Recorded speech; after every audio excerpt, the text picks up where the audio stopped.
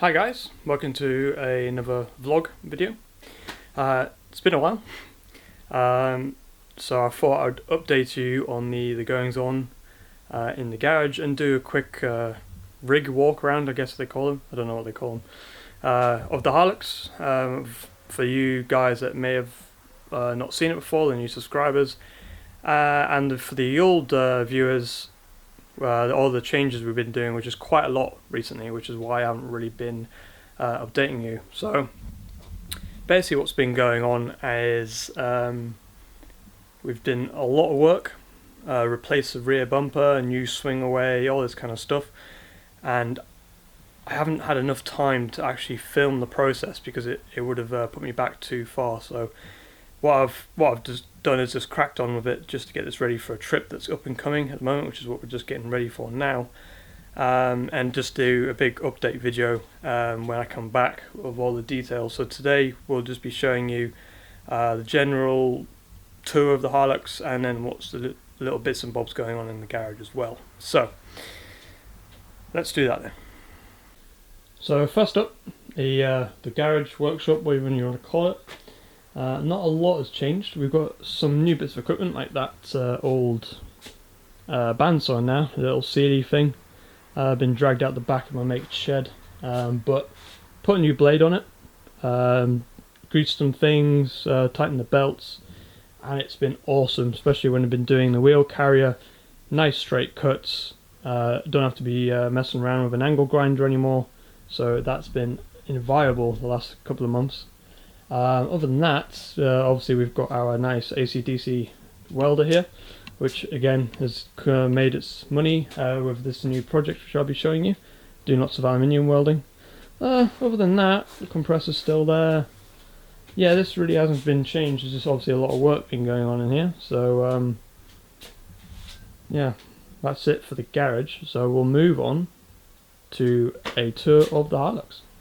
So starting from the front, for you that don't know, it's a 2007 3 litre turbo diesel Hilux.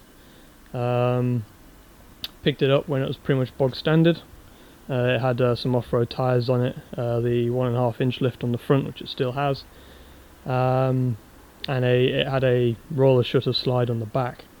And then over the last 5 years or so, it's turned into this. So yeah, so starting from the front.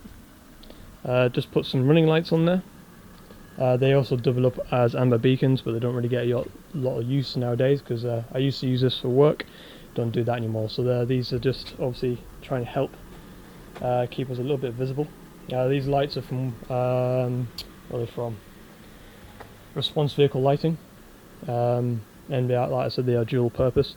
Brilliant units. Can't fault them. And other than my wiring issues, they've held up quite well. So, like I said, it has 1.5 inch lift on the front, which is from courtesy of Pedders. I've also done the rear suspension in Pedders as well, but we'll get to that in a minute. I'm running at the moment on the original 15 inch alloy wheels, some General Tyres AT3s. I've only just had these on maybe the last couple of months or so. And it was just a cheap alternative for running around Jersey rather than using up my my mud terrain tyres. But we're going to give them a go on this trip because we're not planning on doing too extreme off-roading. So we're going to try and give these a go, see if they're worth keeping on or swapping out at the end of the season. The TGM snorkel there, that we've had that on a while as well. The only gripe I have about this is that the angled head, this special kind of head here, doesn't give me much in the way of what I can do for putting on a cyclone filter on the top of it. I might 3D print something up to adapt it, but obviously the Safari snorkels, the main body actually comes up and gives you a nice 90-degree top on there to be able to put other accessories on. But other than that, it's you know, it's been well, done well, looks quite good. And yeah, it's like I said, it's performed pretty well so far. Moving into the cab, front cab, not a lot going on here. I try and keep the dashboard as clear as possible. This is about as far out as I can zoom. The only new addition really is this new Garmin that we picked up. We were going to go for that new Overlander that Garmin was offering, but it's about 3 times as expensive what this one is, and didn't really give us a lot more features. This one is actually a caravan one, so you can type in your weights, your length, width, height, and it will divert you around lower bridges and weight limits, etc, etc. So we'll see how that works. Some people have had mixed results, but we'll see how it goes. And then down here we've got a little bit going on with the airbag controller, which is hanging down there because I'm currently adjusting it, and our battery monitor. Other than that, we've got our overhead console with our CB radio in it. CB radio doesn't really get a lot of use nowadays, in all fairness, but it's good for the trip that we're about to go on. And the overhead consoles is I think they call it Outback one, basically ARB's range of consoles, which is done as very nice, and it actually fits in quite well. It almost looks standard, so yeah. Big change in the back. Excuse the mess, I need to sort all this out. We've ripped the rear seats out. We're trying it on this trip to see if we can make use of the original space. Main reason I did it is underneath all this is where the rear winch sits. It's actually, I don't know if you can see, probably not. It's hidden underneath here is anyways a couple of brackets. I might get some other footage of that. So it's actually strapped in, so that is solid. So that's not going anywhere. So for an event of a rollover, we're not going to have 60 kilos worth of winch hitting us in the back of the head, which is always nice. But this door basically acts as the roadside emergency door type thing. So our medical bag sits there, fire extinguishers and all that kind of stuff can be accessed from this side, which is the driver's side. So happy days. Moving on to the roof. The roof's had some big changes this year as well. Focus, there we go. First of all, we've got this roof rack mount. Trying to do this one-handed is not very good. For our El Cheapo camping table, which just slides right out. I wasn't going to be paying 300-400 quid for a front runner one, and then an extra whatever it is, 60-70 quid for the bracket. So we picked up this aluminium table for, I think it was about 20 quid. It might only last a season, but they're all relatively the same size, so the bracket should work for a different model if we decide to go down that route. We'll see how that goes. On the roof, 2 new 100-watt solar panels. These have been absolutely awesome. See how they will go on a trip, but they are wired into the starter battery, and the starter battery then uses the C-Tech to charge the auxiliary battery, so we always know we can start the car, and that all 3 batteries in this thing are always nice and topped up. Now if I can see it, if I can do it in one-handed.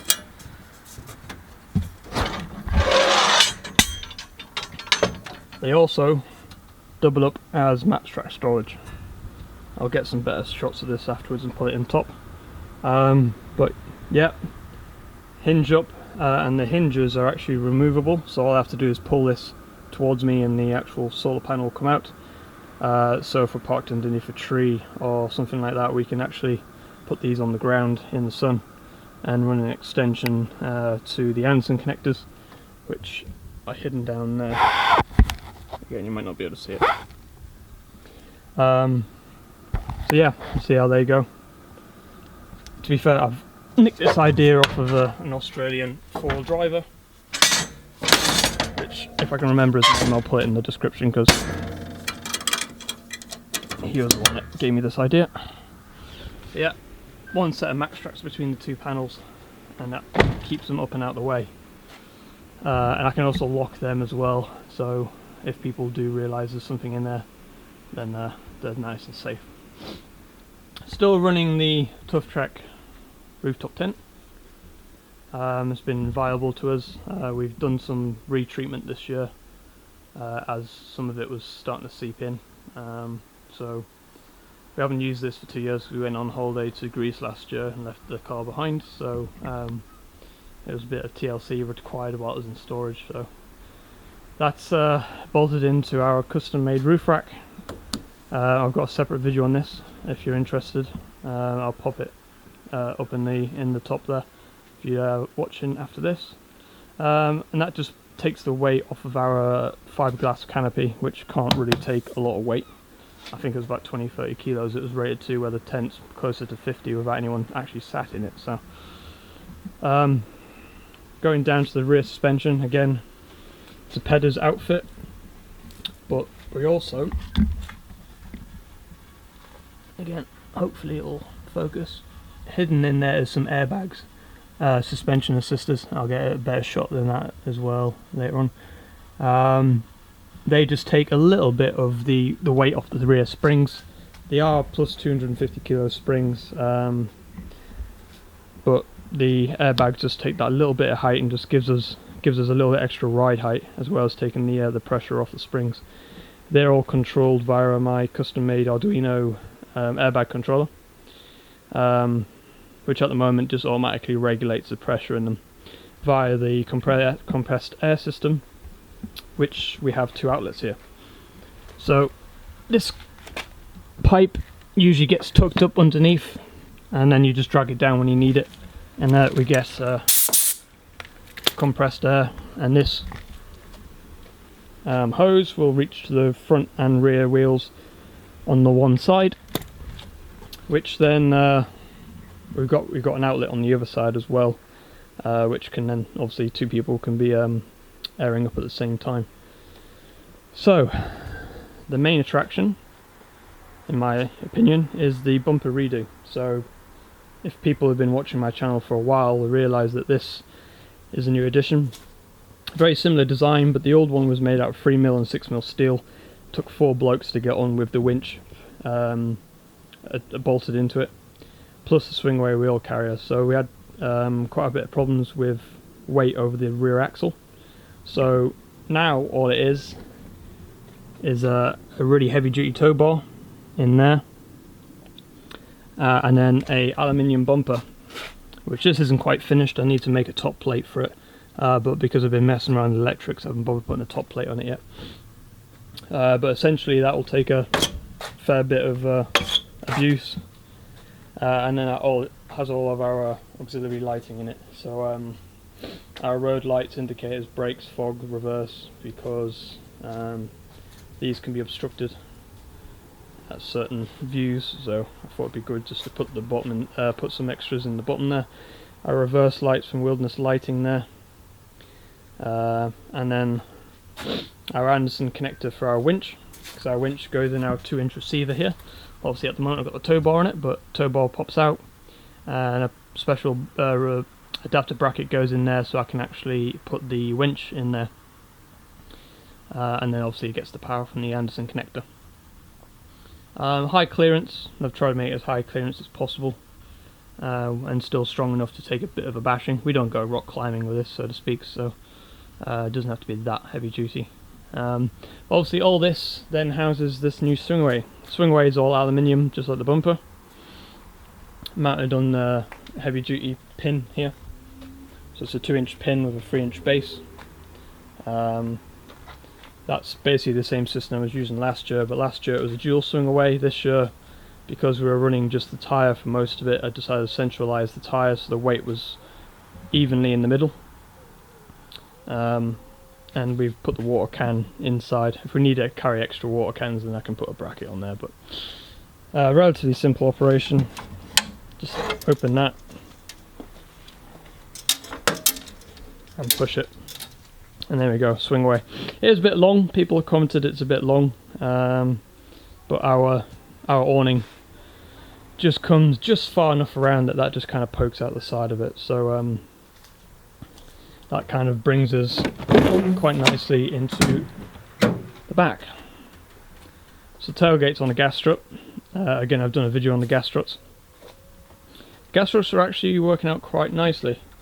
Starting to get a little bit rusty, but yeah, it's for a Chinese kit, they're doing all right. So these are custom made drawers. It's a wooden carcass with a aluminium drawer set. I went with an aluminium drawer set because it's a lot thinner, so you get a lot more capacity inside, and it's actually quite a lot lighter than using a wooden carcass for the drawers.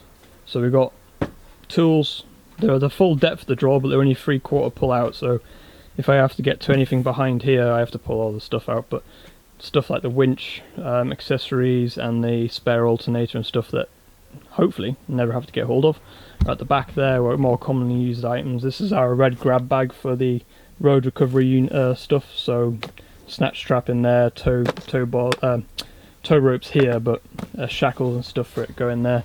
It's all just miscellaneous tools, you know, air gun, bottle jacks. I try and keep some blowtorch on me. Lighting the stubborn fires and a little bit of heat can get you out of some tough situations. And then you've got our Noco jump pack here, lithium jump pack. If I come across someone else, I think if we've managed to drain the starter battery and the auxiliary batteries on this thing, we've really gotten ourselves into a sticky situation. So that's mainly just a backup. I've got a recovery point attachment for the 2-inch receiver, and then that's a tyre repair kit, which I've used a few times, not on my vehicle, but it's come in handy a few times. So that's the tool. These are lockable as well. And then this side, which hasn't been organised yet, needs to be repacked. This is normally where all of our cutlery, camping, cooking equipment, all that kind of stuff goes, food. Like I said, this needs to be packed up because we use these camp cover accessories. This one's then just a normal bag that normally our dry food storage goes into. So that's the drawers. Our electric panel on the left hand side. This is the controller for the solar unit. This is a temporary bracket that I've made up because it's not quite square in the vehicle. I just had to make a quick bracket up to put it somewhere. I'll probably remake this with, I've got a couple of isolators to put in for the solar as well, so I'll probably remake this bracket with the isolators in them. Got some USB outlets and some normal cigarette lighters outlets. Try and use the 12 volt as much as possible, but we do have a 240 hookup and obviously 240 outlets, and this is our changeover switch from our built-in inverter to the shore power to drive the single outlet. We only went with a single outlet because, like I said, this really needs to be cleaned. I haven't cleaned this yet. We don't normally use a lot of 240 equipment, mainly just to charge the camera batteries and stuff, so we have an extension that splits this into 2 or 3 outlets, which normally does all of our charging needs, and then just a small switch panel switching on and off the inverter, some interior lights, and then the fridge isolator. Fridge itself, so Weeco CF40, I think it is, CF whatever it is, 40, CFX 40, on a easy on drop down. This drop down's been great because the tailgate's quite high, so the drawers are quite high, so it's quite difficult to get in, but with this nice drop down it's really nice and easy to get into and put away again, even when it's full of food.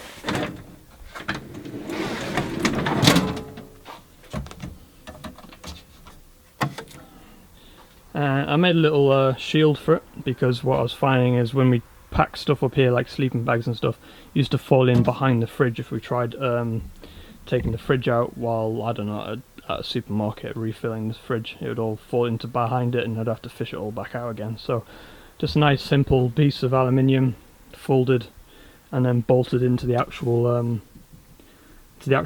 bolts of the drawer slide itself, and that just stops things falling in.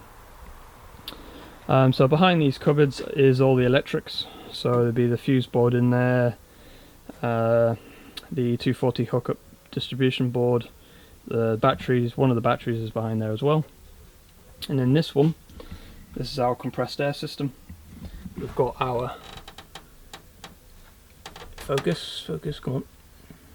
We've got our gauge for our actual tank, which lives underneath the vehicle, and then this gauge is a dual gauge here, the white and the yellow needles. That is the pressure on the airbags. And these two tyre valves here, Schrader valves, whatever you want to call them, we can individually blow up each airbag in the event that we have a malfunction of the unit.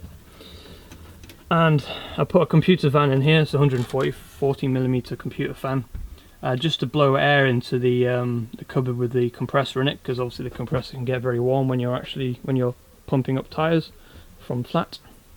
And then just everything else goes in the back of here, really, spares and stuff, and it needs to be packed up, so this is not how we normally run. But it's our 720-degree awning from Tough Track, and this goes out and around the vehicle and covers this area. Again, we've had that on since, I think we pretty much bought it at the same time we bought the tent, not far off each other. And yeah, it's just been brilliant. Oh, one thing I forgot as well. This is a new addition. This nice, don't know if I can do it one-handed. There you go. Drop down table. So this becomes our cooking area. So our gas cooker will sit on there, and then we've got the tailgate for all of our food preparation. And then that can be left open with the gas cooker on it, and we can lock up the back of the vehicle at night. Not an ideal situation, but if the gas cooker gets nicked, then at least it's better than someone pilfering through our back of the vehicle as well. So, and then spare wheel carry obviously in the swingway, and we've got our trasheroo. Trasheroo holds all of our camping equipment, so we're set up at the moment.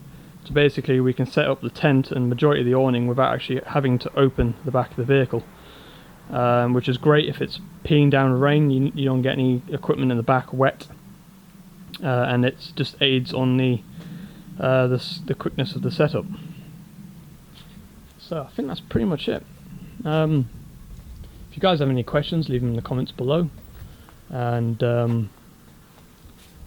I'll try and answer them as best I can. I am trying to get some more videos out when we come back from this trip. There will be a trip video, probably not as extensive as I normally do, but it'll be definitely something for you guys to watch.